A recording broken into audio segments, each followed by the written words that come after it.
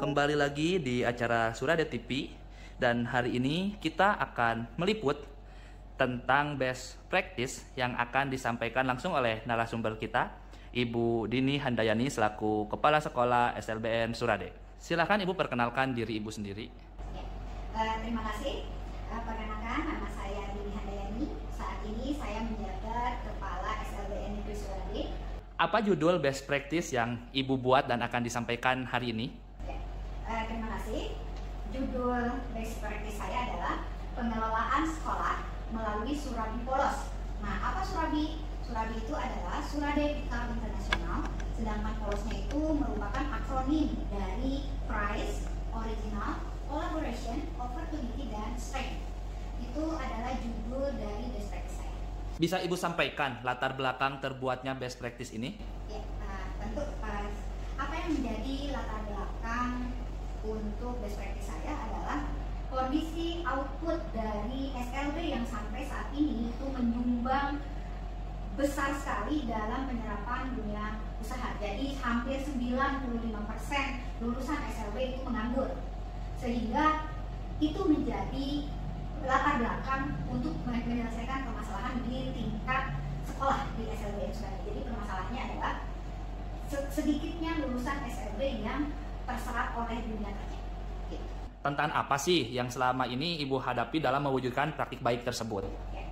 Dalam mewujudkan praktik baik dalam pengelolaan, bagaimana menciptakan output yang baik, yang memiliki kompetensi, itu banyak sekali tantangannya. Salah satunya, satu, SDM di SLBN Surade yang belum siap.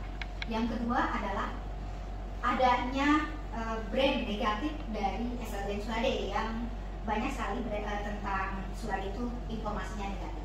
Dan selain itu juga jarak jauh antara Surade dengan pusat kota yang kalau dengan Bandung itu sampai 200 km, sedangkan dengan Sukabumi saja itu hampir 100-an kilometer. Nah, hal itu sebetulnya akses yang sulit dan itu menjadi tantangan. Bagaimana menciptakan sebuah inovasi agar tantangan-tantangan itu terselesaikan untuk menciptakan output yang disesuaikan dengan diri. Langkah-langkah apa yang dilakukan untuk menghadapi tantangan tersebut? Ya, banyak sekali yang saya lakukan untuk mengatasi tantangan yang saya hadapi. Pertama, untuk SDM bisa dilihat dari tampilan. Jadi pertama, ketika saya mengawali menjadi pemimpin di SLBN Surade, yaitu saya bagaimana mewujudkan tim yang baik agar bisa mewujudkan Surabi Polos yang Surade Bikal Internasional. Salah satunya adalah saya mengadakan team building. Apa itu team building? Ini bisa dilihat yang sudah dilakukan untuk menciptakan tim yang baik, tim yang solid, dan tim yang tentu karena saya pimpinan baru untuk mengenal saya. Selain tim building, saya juga setelah tim itu terbentuk, saya juga mengadakan in-house training. In-house training yang diadakan itu adalah in-house training yang mengundang para narasumber yang berkompeten. Kenapa? Karena agar menciptakan satu frame berpikir yang sama dengan saya. Bagaimana mewujudkan output yang baik untuk siswa. Oleh karena itu, saya mendatangkan narasumber Profesor Dr. Endang, kemudian juga Profesor Ahmad Rufat, juga dari bidang PKPLK Bapak Deden, dan juga didukung oleh Kepala Cabang Dinas. Jadi in-house training ini tidak hanya membuat KTSP, tapi bagaimana membuat kurikulum yang berdiferensiasi yang disesuaikan dengan kondisi lingkungan. Jadi agar tantangan tadi diselesaikan dengan memberikan dulu, mewujudkan SDM yang mumpuni dulu. Jadi satu frame berpikir dengan saya bagaimana mewujudkan output yang baik. Strategi apa sih yang Ibu lakukan selama melaksanakan ini semua? Ya, strategi yang saya lakukan itu banyak. Ya, tadi selain bagaimana membentuk tim yang baik, kemudian bagaimana mewujudkan SDM yang mumpuni, kemudian saya juga membuat yang namanya kurikulum tersendiri, yaitu kurikulum vokasional. Nah, di sini bisa dilihat di slide show ini. Ini adalah model pengembangan vokasional di SLBN Surade. Pertama, apa sih strateginya agar setelah semua terwujud untuk satu tim, maka kita langsung memasuki bagaimana mengembangkan vokasional di SLB. Satu, yang harus dilakukan adalah asesmen lingkungan. Tadi tim sudah baik, SDM sudah baik, terus memiliki jiwa positif yang baik, akhirnya kita mengarah kepada kurikulum yang berdiferensiasi agar memang DSLB ini berbeda. Pertama, saya melakukan asesmen lingkungan. Asesmen lingkungan itu berdasarkan kondisi lingkungan yang ada. Satu, bagaimana menganalisis mata pencaharian masyarakat sekitar. Kedua, potensi alam dan daya dukung. Kemudian juga lembaga dan dunia kerja. Hal ini bekerja sama dengan guru semua, akhirnya memutuskan bahwa hasil asesmen diwujudkan.